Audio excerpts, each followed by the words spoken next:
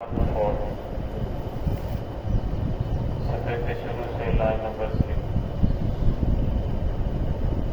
سورۃ الانعام کی آیت نمبر 61 سے اعوذ باللہ من الشیطان الرجیم بسم اللہ الرحمن الرحیم ثم ردوا إلى الله مولاهم الحق ألا له الحكم وهو أسرع الحاسبين قل من ينجيكم من ظلمات البر والبحر تدعونه تضرعا وخفيا لئن أنجانا من هذه لنكونن من الشاكرين قل الله ينجيكم منها ومن كل كرب ثم أنتم تشركون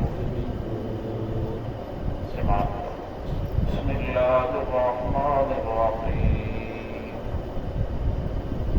ثم ردوا إلى الله مولاهم الحق ألا له الحكم وهو أسرع الحاسبين قل من ينجيكم من ظلمات البر والبحر تدعونه تضرعا وخفيا لئن أنجانا من هذه لنكونن من الشاكرين قل الله ينجيكم منها ومن كل كرب ثم أنتم تشركون ثم ردوا إلى الله پھر انہیں لٹایا جاتا ہے ان کے رب کی طرف، اللہ کی طرف، مولاهم الحق جو ان کا سچا مولا ہے، الا له الحق خبردار اسی کے لیے حکم ہے، وهو اسرع الحاسبین اور وہ جلد حساب لینے والا ہے۔ قل من ينجيكم من ظلمات البر والبحر کہہ دیجیے کون تمہیں نجات دیتا ہے ظلمات البر خشکی کے اندھیروں سے، والبحر اور سمندر کے اندھیروں سے، تدعونہ تم اسے پکارتے ہو، تضرعا عاجزی کرتے ہوئے، وخفیا اور آہستہ آہستہ، لئن انجانا من ہذہ اگر آپ ہمیں نجات دے دیں، من ہذہ اس مصیبت سے، لنکونن من الشاکرین تو ہم ہو جائیں گے شکر گزاروں میں سے، شکر کرنے والوں میں سے۔ قل اللہ ینجیکم منہا کہہ دیجیے اللہ تمہیں نجات دے دیتا ہے، منہا اس مصیبت سے، ومن کل کرب اور بہت ساری مصیبتوں سے، ثم انتم تشرکون پھر تم شرک کرنے لگ جاتے ہو۔ گزشتہ آیات کے اندر اللہ رب العزت نے فرمایا کہ جب کسی کی موت کا وقت آتا ہے تو ہمارے بیٹے ہوئے فرشتے اس کی روح کو قبض کر لیتے ہیں، اس کی جان نکال لیتے ہیں اور اس کے اندر ذرہ برابر میں وہ کبھی کوتاہی نہیں کرتے۔ تو یہاں اللہ رب العزت فرمایا کہ جب روح قبض کر لی جائے تو پھر اس روح کو لٹایا جاتا ہے اللہ رب العزت کی طرف سے۔ اگر تو وہ نیک آدمی ہے تو اس کی روح کو جو مقام علیین ہے وہاں پہنچایا جاتا ہے، ایک مقام ہے اللہ رب العزت کی مہمان خانہ ہے، روح کو وہاں لے جایا جاتا ہے۔ اگر وہ آدمی گناہ گار ہے تو اس کی روح کو سجین ایک جیل خانہ ہے جو گناہ گاروں کی روحوں کو رکھا جائے گا، تو اس آدمی کی روح کو وہاں پہنچایا جاتا ہے۔ اور پھر لوگ جب اس آدمی کو غسل دینے کے بعد، کفن پہنانے کے بعد، جنازہ پڑھنے کے بعد کندھوں پہ اٹھا کر لے جاتے ہیں اور میں قبر کے اندر دفن کرتے ہیں، مٹی ڈال رہے ہوتے ہیں تو آدمی زندہ ہو جاتا ہے۔ اس کی قبر کے اندر فرشتے آ جاتے ہیں، اس سے پوچھتے ہیں من ربک کا، تیرا رب کون ہے؟ من دینک کا، من نبیک کا، تیرا نبی کون ہے؟ کس نبی کی اطاعت کرتا رہا؟ ما دینک کا، تیرا دین کیا ہے؟ اور میں اس وقت انسان سے یہ سوالات کیے جاتے ہیں۔ رسول اللہ صلی اللہ علیہ وسلم نے فرمایا لوگ اسے دفن کر کے واپس لوٹ رہے ہوتے ہیں، اس آدمی کو ان کے قدموں کی آہٹ سنائی دے رہی ہوتی ہے، لیکن فرمایا وہاں اس سے سوالات ہو رہے ہوتے ہیں، فرشتے اس سے پوچھ رہے ہوتے ہیں۔ تو یہاں اللہ رب العزت فرمایا کہ اسے جس کی بھی روح قبض کی جاتی ہے اسے لٹایا جاتا ہے میری طرف، اللہ رب کی طرف سے آدمی کو لٹایا جاتا ہے۔ موت قصہ ختم نہیں کرتی، موت سے قصہ شروع ہوتا ہے، موت سے قصے کا آغاز ہوتا ہے، موت سے ایک نئی زندگی کا آغاز ہوتا ہے جو ہمیشہ ہمیشہ کی زندگی ہے، جو گناہ کبھی ختم ہونے والی ہے۔ امام غزالی رحمۃ اللہ علیہ کا قول ہے اور میں زمین آسمان کے درمیان جتنا خلا ہے اسے رائی کے دانے سے بھر دیا جائے، 1000 سال کے بعد ایک پرندہ آئے اور ایک دانہ اٹھا کر لے جائے، فرمایا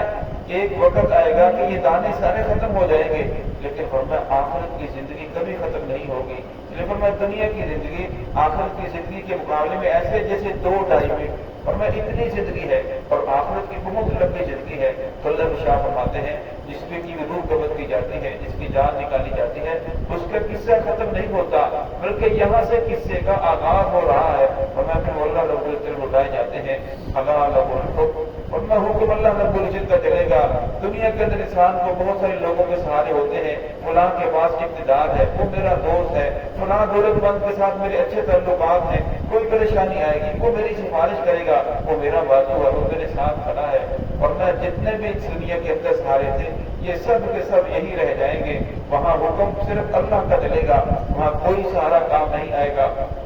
وہاں وہی سہارا کام آئے گا جو دنیا کے اندر نیک عمال کی اچھے اگر ہم عمل کر کے گیا تو پھر کسی کے سہارے کی وہاں ضرورت نہیں ہوگی۔ اللہ رب الحکم وهو اسرع الحاسبین، اور میں اللہ رب العزت بہت جلد حساب لینے والے ہیں، اور میں آنکھ بند ہونے کی دیر ہے، انسان کو پتہ چل جائے گا کہ میں دنیا کے اندر کیا کرتا رہا۔ بہت سارے گناہ ہیں ہم کرتے ہیں، بھول جاتے ہیں، لیکن اللہ کی بارگاہ میں وہ پیش ہو رہے ہیں، اللہ رب کی ذات بھول نہیں رہی۔ اور میں وہ 50 سال پہلے کی جو ریکارڈنگ ہے اگر آج چلائی جائے تو انسان جیسے حرکت کرتا ہے، جیسے بول رہا ہے، جو زبان سے الفاظ ادا کیے بالکل وہی چل رہے ہوتے ہیں۔ اور میں قیامت میں بھی اسی طرح سلسلہ ہوگا، وہ تو اللہ رب العزت تو علی کل شیء قدیر، ہر چیز پر قادر ہے۔ اور میں اللہ رب انسان کا نامہ اعمال انسان کے سامنے بول دیں گے، اور میں اللہ رب یہ کہیں گے تو نے یہ گناہ کیا، یہ گناہ کیا، یہ گناہ کیا۔ اگر اللہ رب یہ پوچھ لے کہ تو نے یہ گناہ کیوں کیا، پھر وہ انسان پھنس جائے گا، اس کے لیے جنت کے اندر جانا مشکل ہو جائے گا۔ اس لیے یہ دعا کرنی چاہیے کہ اللہ رب العزت میں بغیر حساب کے جنت کا داخلہ عطا فرمائے۔ قل اللہ ینجیکم من ظلمات البر والبحر، اللہ ارشاد فرماتے ہیں کون ہے جو تمہیں نجات دیتا ہے خشکی کے اندھیروں کے اندر اور سمندر کے اندھیروں کے اندر۔ جو عرب کے مشرک بھی تھے، جو بتوں کی پوجا کرتے تھے، ان کے سامنے سجدہ کرتے تھے، لیکن جب وہ کشتی کے اندر سوار ہوتے اور کشتی کے اندر سمندر میں طوفان آ جاتا تو پھر وہ خالص اللہ کو پکارتے، اللہ کے سامنے عاجزی کرتے اور کہتے ہیں الہ العالمین اگر تو نے ہمیں اس مصیبت سے بچا دیا تو پھر اس کے بعد ہم کبھی گناہ نہیں کریں گے، شکر گزار بندے بن جائیں گے، اللہ کرنے والے بن جائیں گے۔ آج ہم دیکھتے ہیں جو آدمی بیمار ہو جائے اور بیماری اس کی یہاں تک پہنچ جائے کہ وہ موت کے منہ میں چلے جائے، زندگی کی امید سے ختم ہو جائے، پھر وہ دعا کرتا ہے الہ العالمین اگر تو اب مجھے صحت عطا کر دے، اس بیماری سے، اس تکلیف سے، اس پریشانی سے مجھے نجات دے دے، پھر میں کبھی نہ شکری نہیں کروں گا، پھر میں نمازیں پڑھوں گا، اللہ کروں گا۔ لیکن فرمایا جب اللہ رب کی ذات بندے کو صحت عطا کر دیتے ہیں، اس بیماری کو ختم کر دیتے ہیں، اور پھر وہ آہستہ آہستہ بھول جاتا ہے، پھر وہی برے کاموں کے اندر، نافرمانی کاموں کے کاموں کے اندر ملوث ہو جاتا ہے۔ لیکن یہاں اللہ نے شاہ میں تدعونہ تضرعا وخفیا، وہ پکارتے ہیں اپنے رب کو تضرع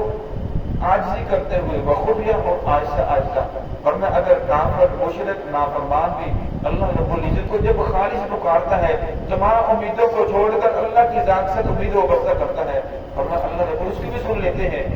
अगर कि अल्लाह को मालूम है कि ये आदमी बात के अंदर मेरी फिर नाफरमानी करेगा, लेकिन अल्लाह रब्बुल कहते हैं अब तो ये मुझे पुकार रहा है, अब तो ये जानता है कि मेरे अलावा इसका कोई सहारा नहीं। फिर मैं अल्लाह रब्बुल इज्जत उसकी दुआ को कबूल करते हैं। लेकिन अनजाना बिन हादिही लनकूनन्ना मिनश शाकिरीन। और मैं अगर हम उन्हें निजात दे दें बिन हादिही इस मुसीबत से लनकूनन्ना मिनश शाकिरीन, फिर वो कहता है कि अगर हमें निजात दे दे तो हम शुक्रगुजार हो जाएंगे, तेरा शुक्र अदा करेंगे, तेरी नाफरमानी नहीं करेंगे। तो यहाँ फरमाया कि इंसान जब अल्लाह से दुआ करता है, अल्लाह रब्बुल उसकी दुआ को कबूल करते हैं। इसलिए फरमाया इंसान को अल्लाह की जात से कभी नाउमीद नहीं होना चाहिए। और मैं नाउमीदी ये कुफर है, काफिर अल्लाह की जात से नाउमीद होता है, मुसलमान कभी अल्लाह की जात से नाउमीद नहीं होता। और मैं इंसान जो भी दुआ करता है, क़यामत वाले दिन अल्लाह के शाह फरमाएंगे कि तूने ये दुआ की थी, तूने समझा कि शायद कबूल नहीं हुई, और मैंने तेरे ऊपर खुला आने वाली मुसीबत को डाल दिया। तूने ये दुआ की थी, तूने समझा शायद कबूल नहीं हुई, तो मैंने खुला तेरे ऊपर ये परेशानी आती थी, ये बीमारी इसको खत्म कर दिया। खुला मतलब तूने दुआ की थी, तूने समझा कि शायद कबूल नहीं हुई, वो मैंने इस सूरत के अंदर कबूल कर दी थी, तुझे ये नेमतें अता फरमा दी थी। तो अल्लाह रब्बुल इज्जत फरमाएंगे तूने फला वक्त के अंदर दुआएं की थी, तूने समझा शायद कबूल नहीं हुई, और मैं वो मैंने कबूल कर ली थी। अगर फौरन जो तू मांग रहा था, इक़्तिदार दौलत जो भी तू मांगता था, अगर फौरन तुझे अदा कर दी जाता तो तेरे हासिदीन पैदा हो जाते, तेरे दुश्मन पैदा हो जाते, तो और ज्यादा परेशानी के अंदर मुबतला हो जाता। मुस्तकबिल को तू नहीं जानता था, मुझे मालूम था, इसलिए वो मैंने दुआएं तेरे लिए ये जखीरा करके रखी है, तुझे ये इनामात दिए जा रहे हैं। और मैं उस वक्त बंदा कहेगा कि काश मेरी दुनिया में कोई भी दुआ कबूल न होती और आज मेरी वो दुआओं का अजर मुझे आखिरत के अंदर मिल जाता। इसीलिए फरमाया इंसान को अल्लाह की जात से कभी नाउमीद नहीं होना चाहिए। अल्लाह रब्बुल इज्जत के कामों के अंदर देर तो हो सकती है किसी वजह से बंदे की मसलक को देखते हुए, लेकिन अल्लाह रब्बुल के कामों के अंदर हम देर नहीं है। कुल्लाहु यनजीकु मिन्हा,